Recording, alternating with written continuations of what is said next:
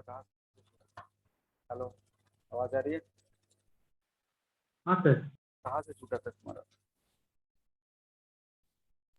चलो potential energy वहां से है तो पोटेंशियल इलेक्ट्रिक डाइपोल।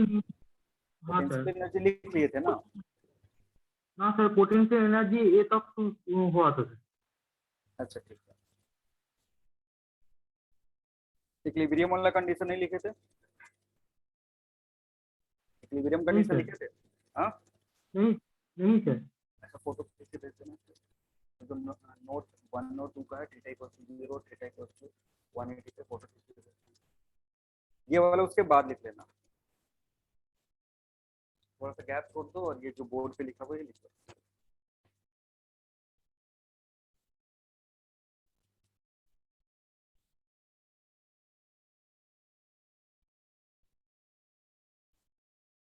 यार पूरा नहीं खींचना है, बस इधर वाला टाइम नहीं जाएगा।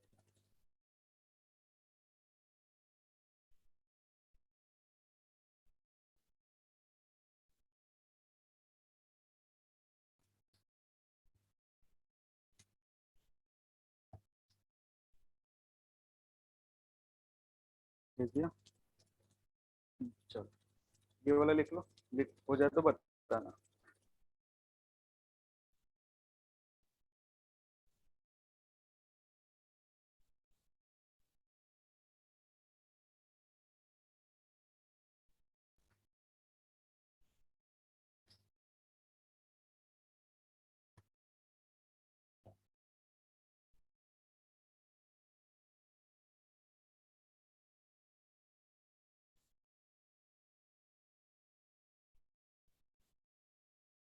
लिखना एक और क्वेश्चन हो गया ना?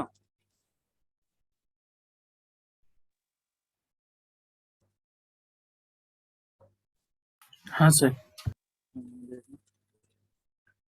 when a dipole question है, when a dipole when a dipole is rotated when a dipole is rotated from stable equilibrium condition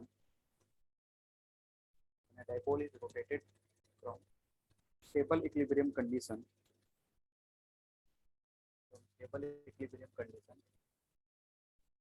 to angle of 30 degree angle of 30 degree, then find work done in the process then find work done in this process magnitude work done in this process is magnitude of electric field intensity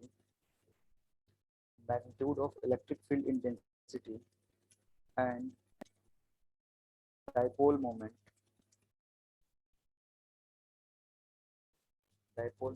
is E and P respectively and P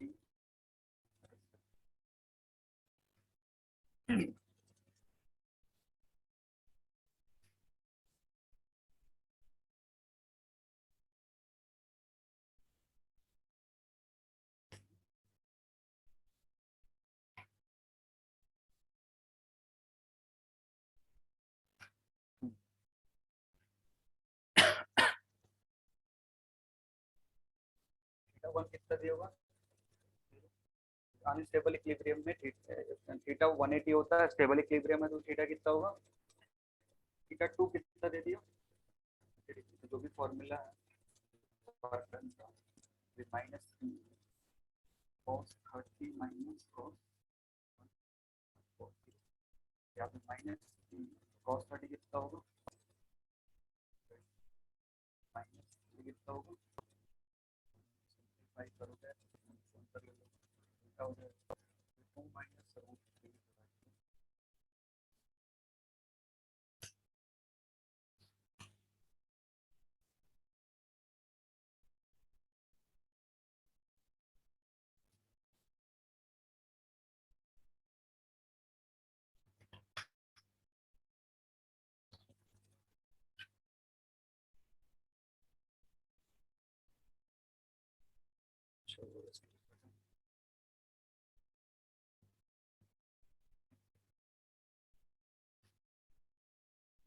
electrical pressure, electrical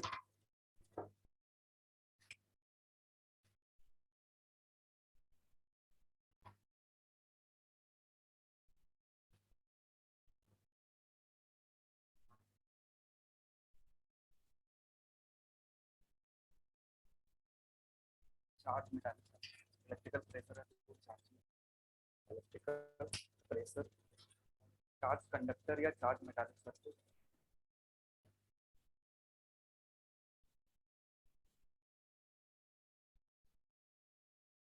होता क्या है, अगर तुम्हारे पास एक balloon है, उस balloon को charge करोगे तो क्या होगा, उसका रेडियस बढ़ेगा, साइज जो होगा क्या होगा, ये जो आर है, अगर इसको ज्यादा से ज्यादा चार्ज प्रोवाइड करते हो तो चार्ज का टेंडेंसी क्या होता है, एक दूसरे से दूर जितना चार्ज करोगे तो रेडियस जो होगा इससे क्या हो रहा होगा, बढ़ रहा है। इसका मतलब एक तरीके का फोर्स लग रहा है आउटवर्ड डायरेक्शन में।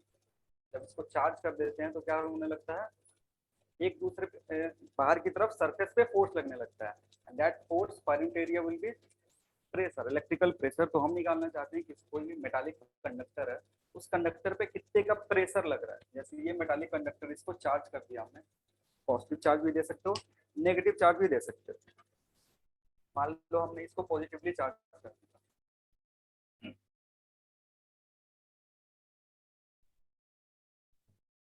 अगर इसको चार्ज करोगे वही सेम बलून वाला केस होगा।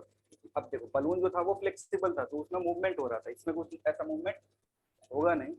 तो इसके आसपास के अगर किसी भी पॉइंट पे जाओगे, कोई भी मेटालिक, यहाँ से एक छोटा सा एलिमेंट काटते हैं, इस छोटे से एलिमेंट पे जो फोर्स लग रहा होगा, मान लो इस पे जो फोर्स लग रहा है किसके चलते, बाकी सारे पोर्शन के चलते हैं, इस एलिमेंट पे बाकी सारे पोर्शन के चलते जो फोर्स लग रहा है, that force divided by area क्या दे देगा।